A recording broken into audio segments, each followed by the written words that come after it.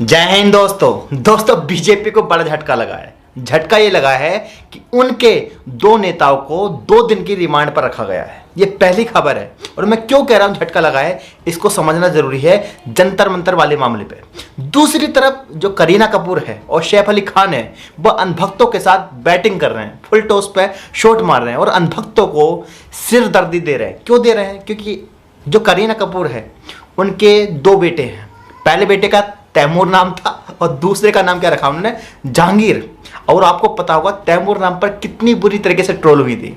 अब आप इस कहानी को ये समझने की कोशिश करेंगे कि जब उनके पहले बच्चे का नाम तैमूर था तो दूसरे बच्चे का नाम जहांगीर क्यों रखा, और रखा तो इसके पीछे की कहानी क्या है ये मैं आपको बताने वाला हूं।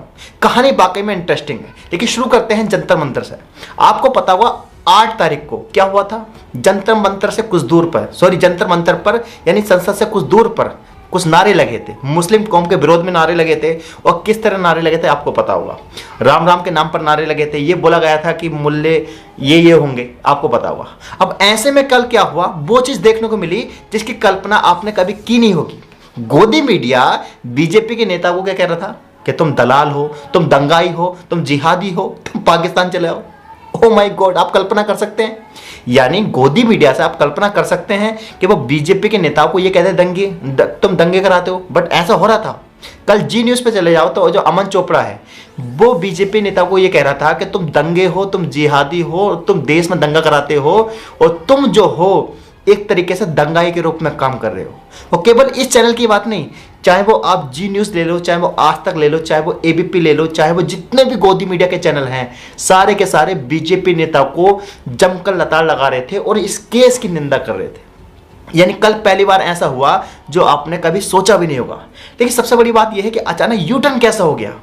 यानी बीजेपी को जो देशभक्ति कहा जाता है या देशभक्त कहा जाता है, ऐसे में गोदी मीडिया उनको दलाल क्यों बोलने लगी, पाकिस्तानी क्यों बोलने लगी। अमन चोपड़ा ने तो ये तक कह दिया कि भाई तुम पाकिस्तानी हो, तुम्हारी जो सोच है पाकिस्तान वाली, तुम बाहर चले आओ। यानी तुम देश के हित की बात नहीं कर सकते, तुम्हारे मुंह से राम का शब्द भी बुरा लगता है। ओ माय गॉड, ऐसा कैसा हो गया। दूसरी चीज क्या हुआ कि 2 दिन के लिए रिमांड पर रखा गया। रिमांड का मतलब क्या है? पुलिस तोड़ेगी। साथ ही साथ जो आपको पता होगा सोशल एक्टिविस्ट है जो दंगे कराती है, जिसका नाम है रागिनी तिवारी, वो कल आई थी। और कल क्या हुआ, जब वो आई तो उसकी भी कुटाई करी। यानी जो सेना है उसने भी कुटाई करी, पुलिस ने भी कुटाई करी और उसे जाना पड़ा। कहने का मतलब क्या है कि दिल्ली दंगे में जो रागिनी तिवारी अभी तक अरेस्ट नहीं हुई, उस पर एफआईआर भी भले से ही हुई बट उस पर वो कार्रवाई नहीं हुई।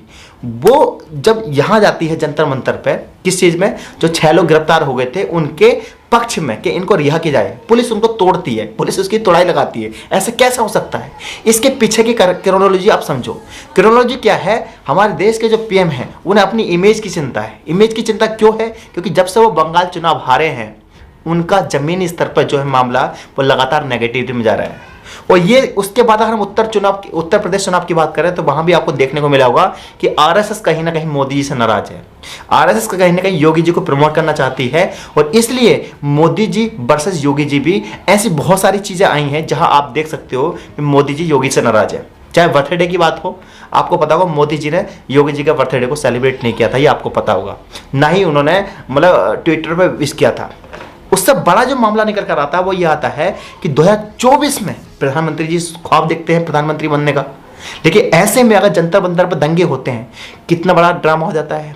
और कहीं ना कहीं ममता दीदी जो तैयारी कर रही है 2024 की, जो पूरा विपक्ष कोई अगर अपना फेस देख रहा है उनके अंदर तो अपनी उम्मीद के रूप में, तो वो किनके रूप में देख रहा है? वो ममता दीदी के अंदर देख रहा है। अब ऐसे में प्रधानमंत्री मोदी जी की कहीं ना कहीं छवि खराब हो रही है। अब ऐसे में गोदी मीडिया को कहा गया कि गोदी मीडिया इन पर टाइट हो, और गोदी मीडिया ने ऐसा कर दिया जो उसे हर साल रोजाना करना चाहिए। यानी 6 साल के अंदर पहली बार पत्रकारिता देखने मिली तो वो कल मिली। ये तो खबर थी जंतर मंतर की। दूसरी बात करना चाहता हूं मैं सैफ अली खान की। आपको पता होगा जब करीना कपूर का पहला बेटा हुआ था तो उसका नाम था तैमूर और बड़े शौक से नाम रखा था। हुआ क्या, सोशल मीडिया पर बुरी तरीके से ट्रोल हुई थी, लोगों ने जमकर लताड़ लगाई थी, ट्रोल किया था। लेकिन उसके बाद क्या हुआ, उसके बाद जब उनका दूसरा बेटा हुआ तो हालांकि उसका नाम उन्होंने बताया नहीं, बट उनकी जो मैगजीन है, उनकी जो किताब है उसमें उन्होंने मेंशन किया। और क्या नाम बताया? जहांगीर। अब सोचो एक ऐसी पर्सनैलिटी, इंडिया के अंदर ट्रोलिंग की जो भाषा होती है ना बड़ी बदतमीज लेवल की होती है और हर कोई इंसान उस ट्रोलिंग से बचना चाहता है। ऐसे में जब पहले बच्चे के लिए ट्रोल होना पड़ा था, उसके बाद दोबारा उनके अंदर हिम्मत कैसे आई कि वो दोबारा जो है ट्रोल होना उन्होंने अच्छा समझा, लेकिन नाम उन्होंने जो है ये सोचा कि मैं अपनी मर्जी से रखूंगी। पहले बच्चे का नाम तैमूर और दूसरे का नाम क्या था, जहांगीर। अब ऐसे में बहुत सारे लोग कहते हैं कि आप ऐसे नाम कैसे रख सकते हो कि जो लोग हैं, चाहे वो तैमूर हो या जहांगीर हो, हमारे देश को लूट के चले गए।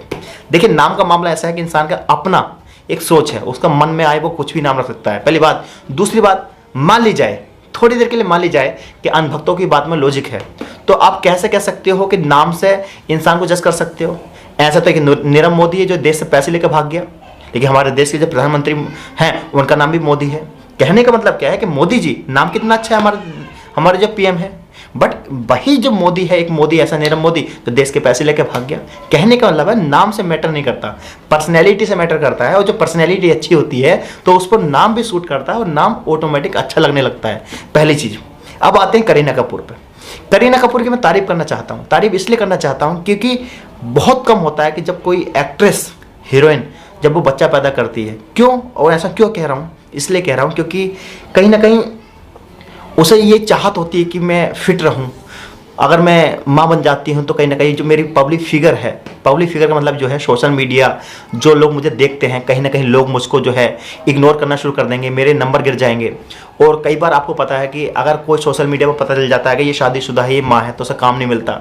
और ऐसे में उन्होंने एक बार कदम नहीं उठाया बल्कि 2 बार उठाया, दोबारा भी माँ बनी। जब दोबारा माँ बनी तो उन्होंने फिर डिसीजन लिया कि मुझे माँ बनना है। तो ये वाकई में काबिल तारीफ है। इससे ये साबित होता है कि वो केवल एक अच्छी हीरोइन नहीं है बल्कि अच्छी माँ भी हैं, और कहीं ना कहीं उनके अंदर एक दिल है।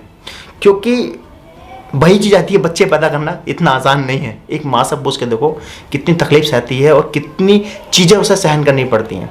दूसरी चीज़ क्या है कि बच्चे के नाम की बात करूं, वो चाहते थे अपने बच्चे का नाम राज रख सकती थी, आर्यन रख सकती थी, या ऐसा कोई स्टाइलिश नाम रख सकती थी जिसे इंग्लिश में कूल बोलते हैं। बट उन्होंने नाम कैसे रखे, तैमूर रखा, जहांगीर रखा, क्योंकि उन्हें वो नाम पसंद आया। उन्हें हो सकता है जो भी उनका बिलीफ रहा हो, बट उसके बाद भी उन्हें ये पता था कि मैं ट्रोल होंगी और लोग मुझे ट्रोल करेंगे, लेकिन उसके बाद भी उन्होंने ये डिसीजन लिया कि मैं आखिर यही नाम रखूंगी। तो कहने का मतलब क्या है, नाम पे किसी को जज नहीं करना चाहिए। मेरा नाम मोहम्मद अरबाज है और अरबाज नाम के आपको बहुत सारे ऐसे लोग भी मिल जाएंगे जो वर्तमान होंगे, और ऐसे लोग भी मिल जाएंगे जिसने कभी ना कभी लाइफ में चोरी भी की होगी। तो नाम से इंसान को जज नहीं करना चाहिए। मेरा मतलब यह है कि अगर आप अच्छे हो तो आपका नाम भी मुझे अच्छा लगेगा और आपकी हर एक बात अच्छी लगेगी। मुझे उम्मीद है दोस्तों ये दोनों खबरें आपको पसंद आई होंगी। कहने का मतलब क्या है कि बीजेपी की डिमांड बढ़ रही है और रागिनी तिवारी की कुटाई भी हुई, और साथ ही साथ गोदी मीडिया ने अपना स्टैंड क्लियर किया। गोदी मीडिया ने 6 साल के अंदर पहली बार पत्रकारिता दिखाई, जो हम रोजाना देखने की उम्मीद करते हैं उनसे। साथ ही साथ करीना कपूर को हैट्स ऑफ, जो उन्होंने नाम रखा, साथ ही साथ ऐसे लोगों को, आलोचकों को जवाब दिया और डरी नहीं। सबसे बड़ी बात है डरी नहीं। मुझे उम्मीद है दोस्तों ये वीडियो आपको पसंद आई होगी। इंस्टाग्राम पर मुझे फॉलो कर सकते हैं, साथ ही साथ मेरा एक चैनल और है अरबाज ब्लॉग्स का, वहाँ भी आप मुझे सब्सक्राइब कर सकते हैं। जय हिंद, अल्लाह हाफिज़।